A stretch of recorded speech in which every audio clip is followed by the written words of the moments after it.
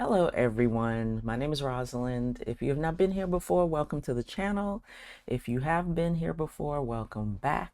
I cover everything motivational, health, you know, anything that falls into that bucket. If you've been on this channel for a while, you know I did a video probably back in 2017, 2018. I can't even remember now because I refuse to go back and watch it.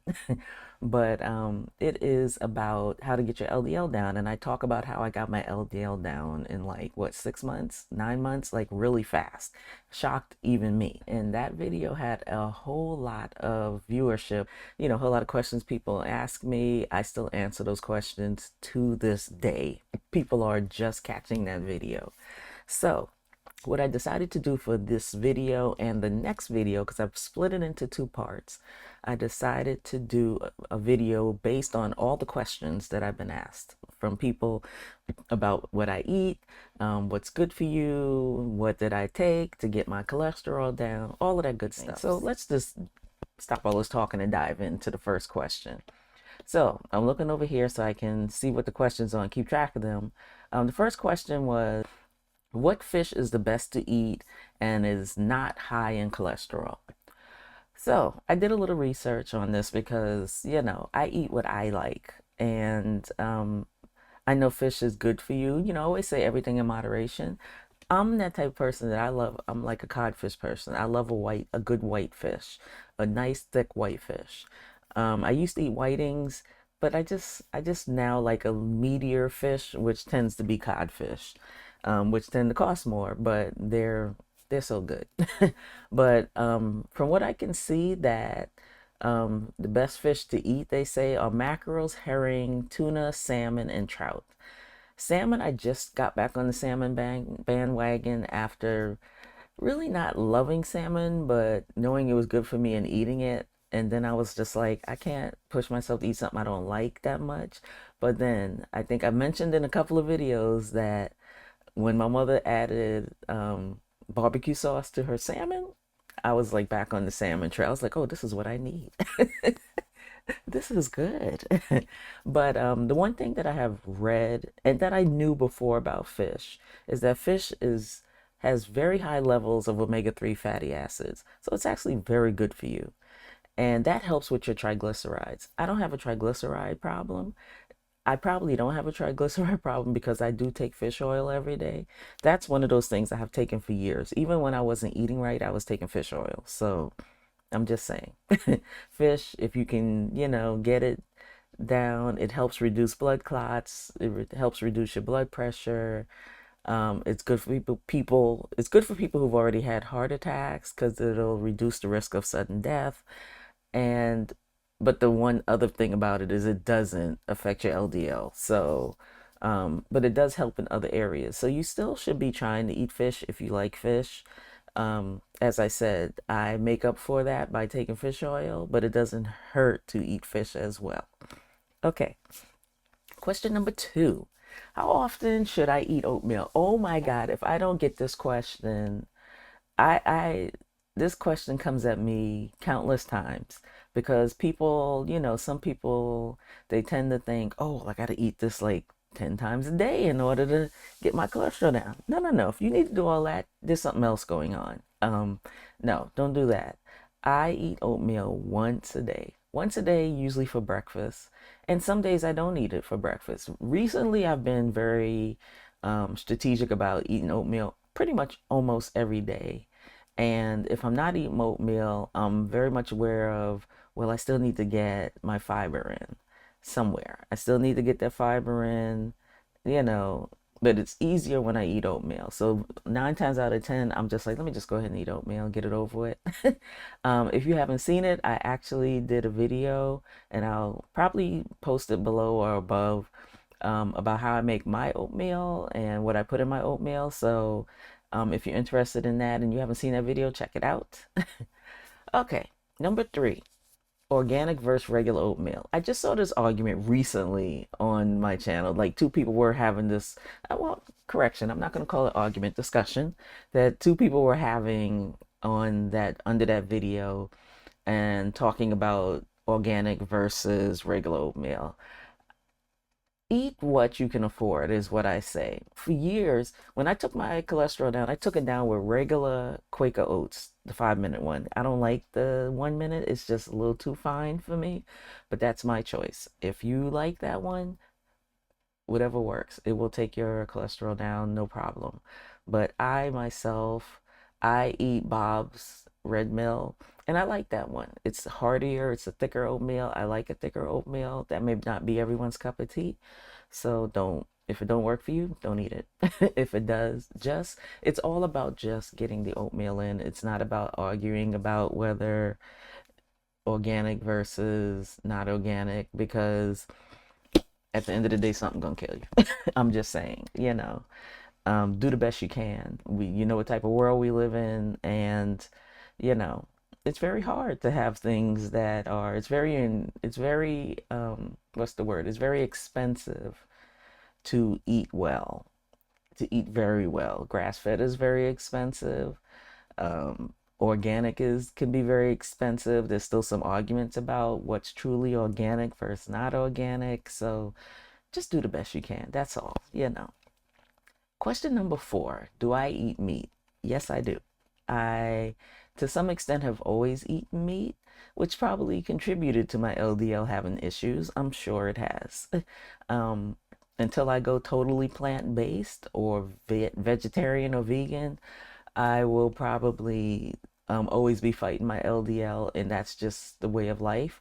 The one thing I have been doing recently that I did before, came off of it, and now kind of heading back in that direction again, is doing more plant-based stuff.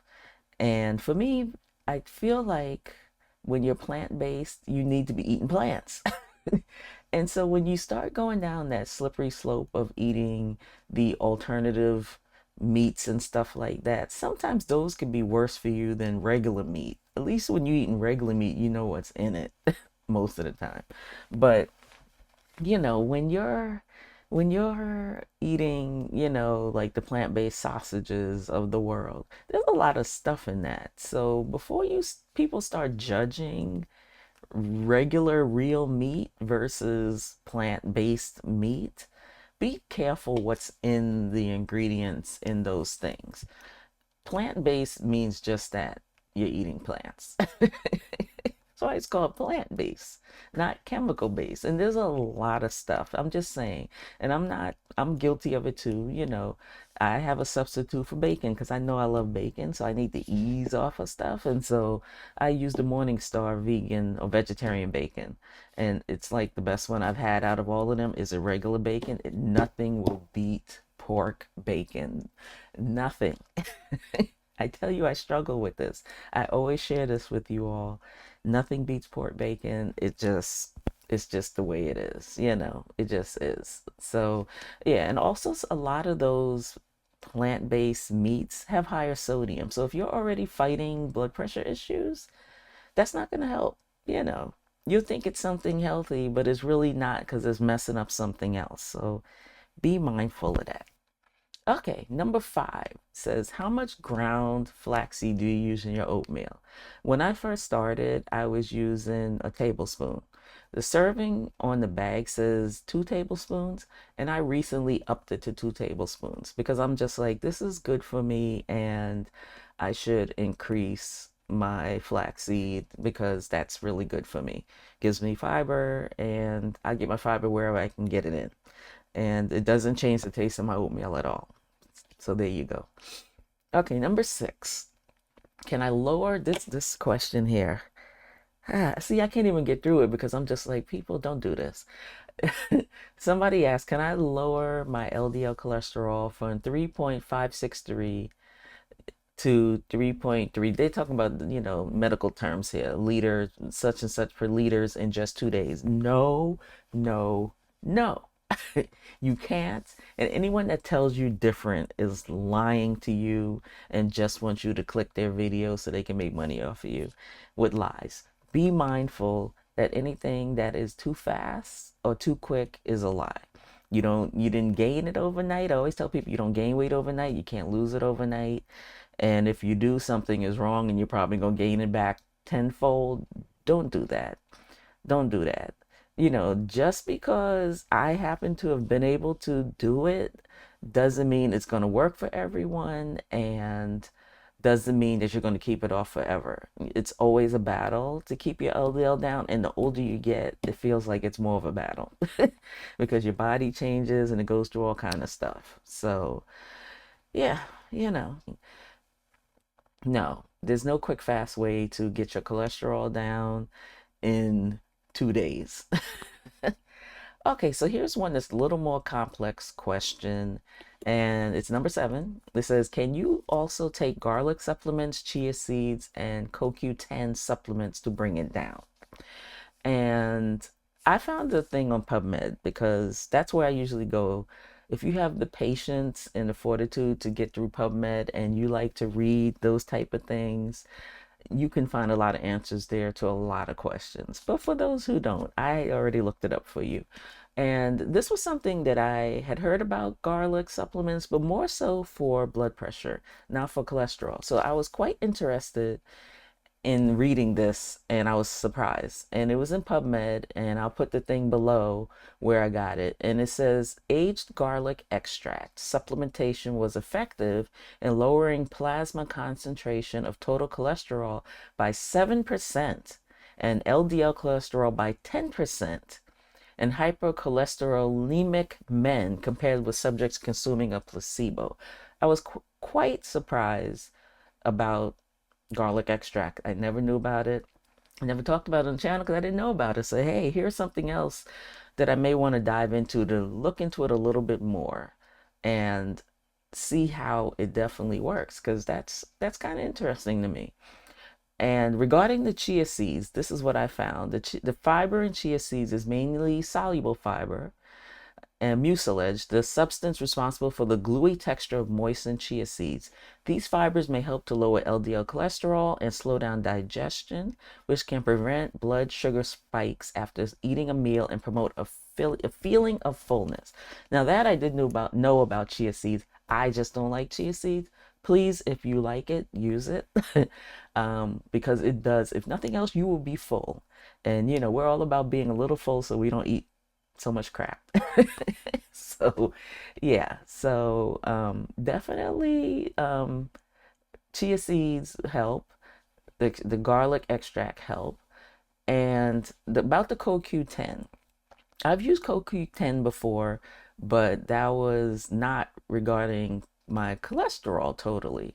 And I wasn't on it long, and I knew that as I got older, it probably was a good supplement to be on. But this is what I found regarding that. It says, although more studies are needed, some research suggests that CoQ10 may help reduce LDL cholesterol and total cholesterol levels in people with diabetes, lowering their risk of heart disease. It's more so known for possibly helping with muscle aches for people on statins, but there's no solid evidence.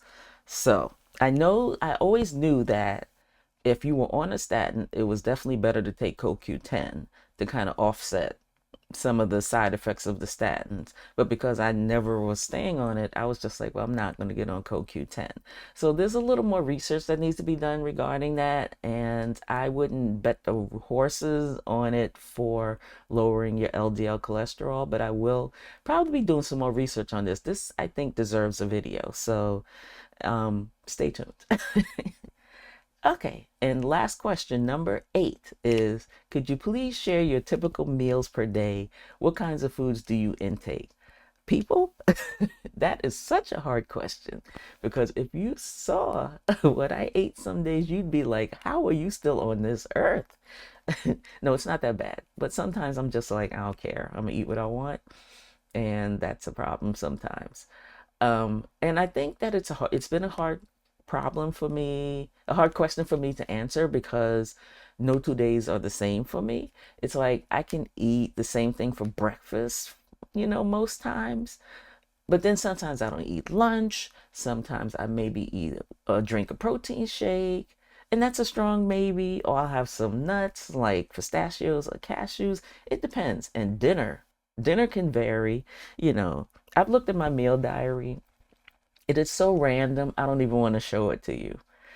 I just don't tend to have typical meals because I don't like meal plans. I don't like planning what I eat because it totally goes against my ADHD. I just hate it. If I could plan meals and eat, because this is what messed me up. Let me go back. This is what messed me up about planning meals. When somebody on one of these random channels, I don't know if it's TikTok or something, said meal plans are like eating leftovers for 7 days. And I was like, I never thought about that. It is. You're eating the same thing for how many? 5, 7 days? I'm like, that's a hell no. I can't do that. I can't. No. I can barely eat something the second day. Now there's certain things I can eat for like 2, 3, 4 days even. Like a lasagna, like spaghetti, certain foods, there's certain things that just taste better the second and third day. But most stuff don't for me. And I'm not that person. So that's why some days I just never know what I'm going to eat. Some days I stand in the freezer like a 5-year-old looking like, what am I eating today? And I'm totally okay with that. So anyway, I just wanted to bring part one to you and let you know that part two is coming. So I hope that you enjoyed this video. If you still have questions outside of these questions that were under my LDL videos, please put them below. And you know me, I always answer everyone. And I look forward to seeing you again next week. Have a great day. Bye.